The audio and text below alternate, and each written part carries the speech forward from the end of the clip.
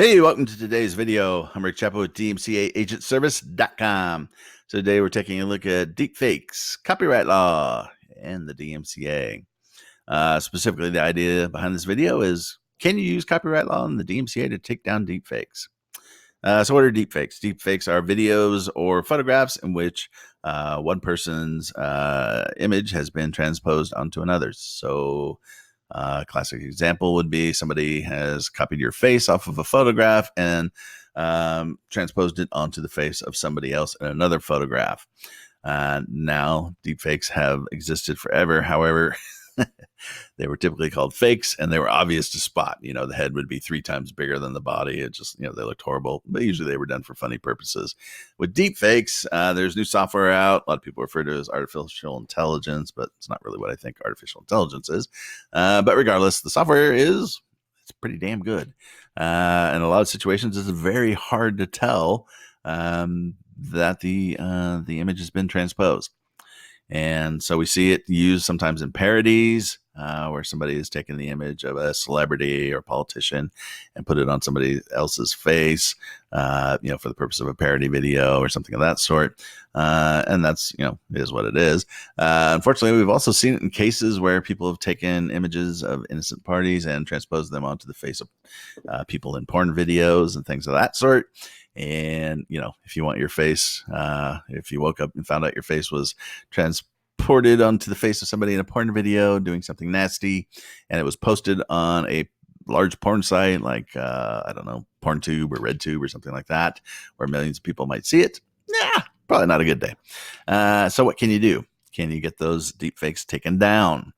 And the answer under copyright law is, a lot of people say yes, but I have some doubts. There are a couple of reasons. One, we have to start with the basic premise. In the location where the image was taken from, where typically your face, was taken from, did you actually create that image?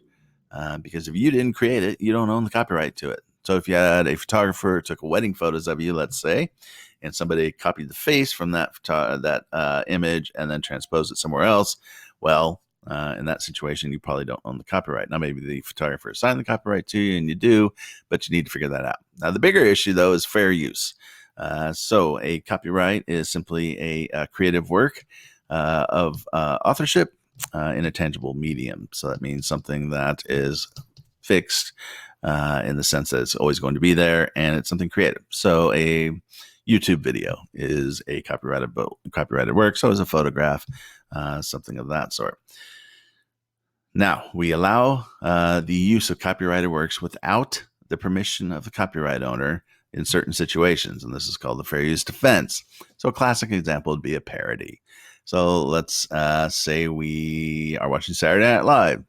Well, they do these skits, and every once in a while they'll do a skit based on something funny. So think about the Game of Thrones.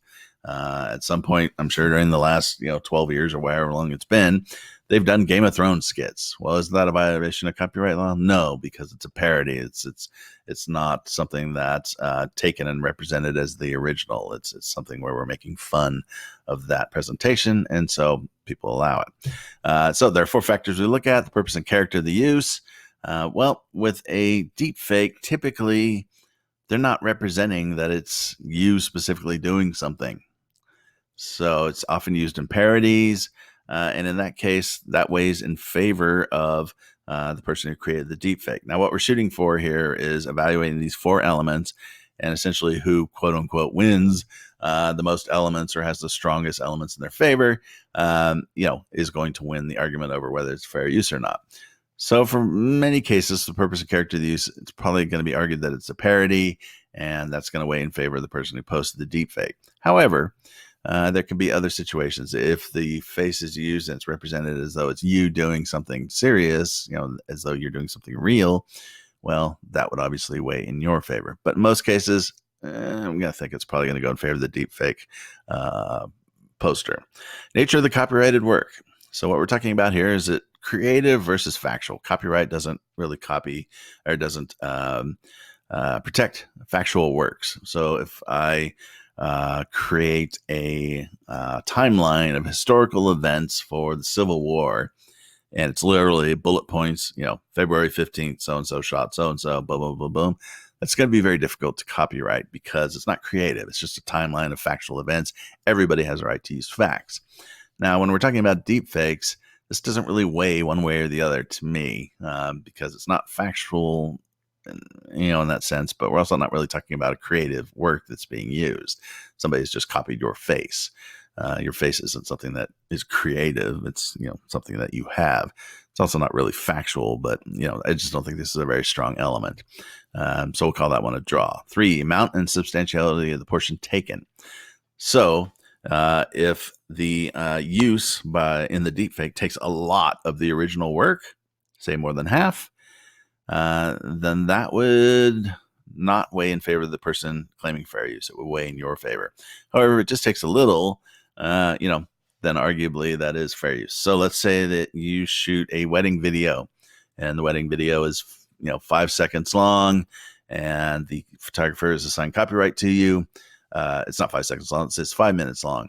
And in one shot, the person creating the deepfake freezes the video and they copy out your face and they transpose it onto another source. Well, in that situation, they haven't copied a lot of that video, only one frame and only a portion of that frame. So in that situation, that's going to weigh in favor of the person claiming fair use. Now, conversely, if they've taken a whole bunch of the video from you as part of the transposed image, then that weighs in your favor. But more often than not, it's probably going to go in favor of the deepfake owner. Effect of the use upon the potential market. Again, this is kind of a scenario where unless the original work you created was done for some commercial reason, it's probably going to weigh in favor of the person who created the deepfake. Typically with deepfakes, we don't see a market. So this doesn't really apply. So when you look at all four together, I tend to think that there's going to be some pretty strong fair use arguments. Now, it's going to depend almost entirely on the specific deepfake, what it is, how long it is, what's involved in it. But this is going to be a problematic area for copyright claims. Now, don't get me wrong. There's going to be tons of litigation in this area because people, if you wake up in the morning and you find out your face has been transposed on somebody, in a porn video, it's probably not going to make you happy. And so you're going to look at any potential approach that you can. What about using the DMCA to take down such content? Again, probably going to be difficult because let's say that they take your face from a video capture on YouTube and they put it on the face of an actress or an actor in a porn video. Well, when you submit the DMCA complaint, the party is going to compare. So the website or the host or the search engine is going to compare the two pieces of content. And if the only thing that's the same is your face and everything else is different, well, it's probably going to be pretty difficult to win on that DMCA complaint. Now go ahead and submit them anyways, because some sites will take it down. They're supposed to automatically take down the content. The bigger groups, the ones you're likely most concerned about, often don't. They actually evaluate it. So Google, YouTube, these kinds of groups.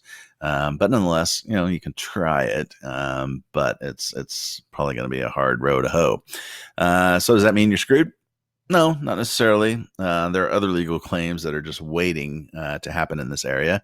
Right of publicity. Most states have a law saying that you have a right of publicity, that you have the right to control the exploitation of your image or your name.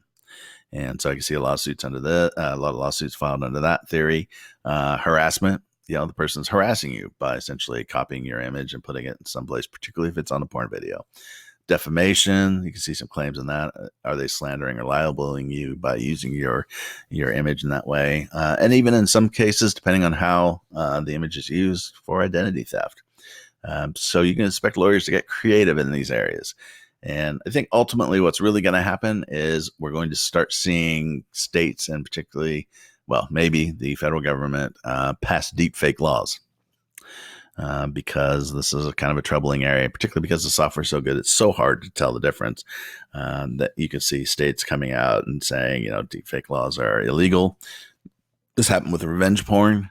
States have passed, plenty of laws in this area, and there are people now going to jail for revenge porn. And, that's probably a good thing, to be quite honest. So I think deepfakes probably are here right now. How long they last? I have some doubts. But, we'll just kind of have to see how it plays out. So is copyright law and the DMCA a great way to attack deepfakes? I tend to have some doubts, to be honest with you. But it is something some people are talking about. If you're interested in doing it, make sure you sit down with a lawyer and talk with them about the options and the potential consequences of going in that direction. So anyways, hope you're doing well. Hope you enjoyed the video. Have yourself a good one.